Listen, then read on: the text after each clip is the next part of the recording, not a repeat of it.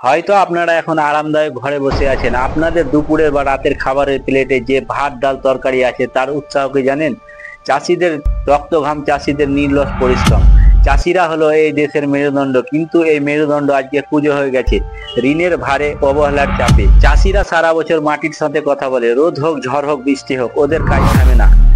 ফসল ফলানোর স্বপ্ন দেখে চাষিরা, মনে মনে ভাবে এবার হয়তো ছেলে মেয়েদের মুখে হাসি ফুটবে, এবার হয়তো ওদেরকে নতুন জামা কাপড় কিনে দিতে পারবো। কিন্তু চাষিদের কপাল, চাষিদের স্বপ্ন আর বাস্তবতার মধ্যে আকাশ পাতাল তফাৎ। ফসলের বীজ কেনার সময় ব্যাংকের কাছে বা মহাজনদের কাছে চড়া সুদে ঋণ নিতে হয় তাদের।